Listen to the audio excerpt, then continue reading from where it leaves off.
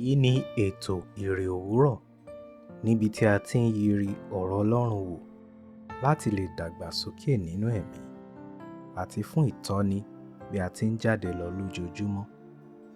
Ìwé Bíbélì Àjùmọ tí a tẹ̀ jáde láti ọwọ́ àjọ ìwé mímọ́ Scripture Union Nigeria ni à ń lò.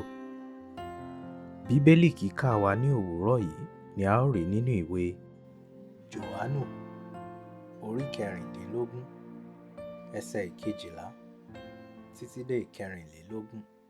Ó kà báyìí: Mo ní ohun púpọ̀ láti sọ fún yín pẹ̀lú, ṣùgbọ́n ẹ kò lè gbà wọ́n nísinsìnyí.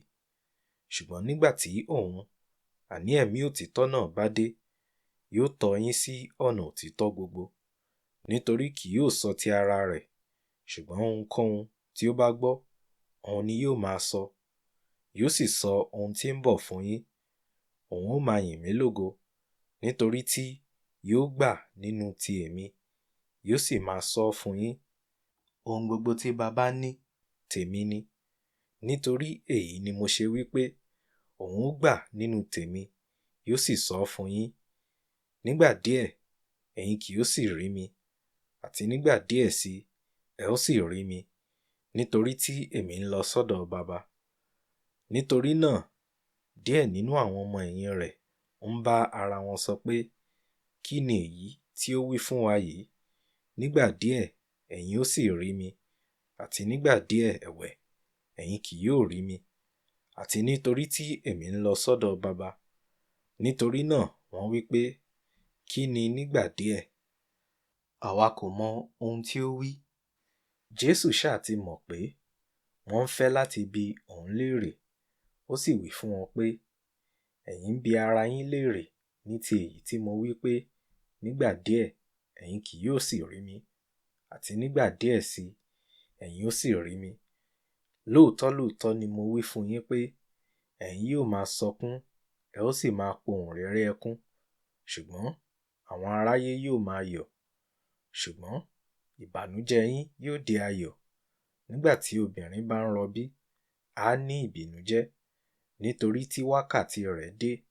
Ṣùgbọ́n nígbà tí ó bá ti bí ọmọ náà tán, òun kì í sì rántí ìrora náà mọ́ fún ayọ̀, nítorí a bí ènìyàn sí ayé.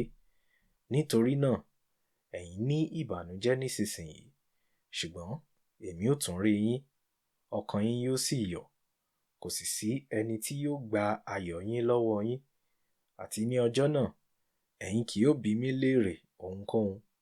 Lóòótọ́ lóòótọ́ ni mo wí fún yín, ohunkóhun tí ẹ̀yin bá béèrè lọ́wọ́ Baba ní orúkọ mi, òun ó fi fún yín. Títí di ìsinsìnyí, ẹ kò tí ì béèrè ohunkóhun ní orúkọ mi. Ẹ béèrè, ẹ ó sì rí gbà, kí ayọ̀ yín kí ó lè kún. Ẹ̀kúnrẹ́rẹ́ ayọ̀ wà nínú Jésù. Nínú ọ̀rọ̀ ìdágbére Jésù fún àwọn ọmọ ẹ̀yìn rẹ̀ pé níwọ̀n ìgbà díẹ̀ wọn yóò tún rí òun, kí ayọ̀ wọn ba lè kún. Ó fi ìrora tí aboyún máa ń ní àkókò ìbímọ àti ayọ̀ rẹ̀ lẹ́yìn ìbímọ wé ìrora àti ayọ̀ àwọn ọmọ ẹ̀yìn òun. Ara àwọn àǹfààní tí àwọn ọmọ ẹ̀yìn Jésù máa ń ní iṣẹ́ ẹ̀mí mímọ́, gẹ́gẹ́ bí a ti kọ́ ní ẹsẹ̀ 13 sí 15. Tún kà. Àǹfààní mìíràn ni gbígba àdúrà ní orúkọ Jésù. Ka ẹsẹ̀ 13 sí 14. Ẹnikẹ́ni tí Jésù bá gbé nínú rẹ̀ nílé ayé yìí ni yóò ní oore-ọ̀fẹ́ láti jẹ àǹfààní Jésù lẹ́kùnrẹ́rẹ́. Ìwọ òǹkàwé yìí, gba Jésù láàyè nínú ayé rẹ, kí ayọ̀ rẹ ba lè kún nínú Jésù ní ayérayé. Àdúrà. Ẹ̀mí mímọ́, bá mi rìnrìn àjò ayé mi, kí ayọ̀ mi nínú Jésù lè kún àkúnwọ́sílẹ̀. Àmín.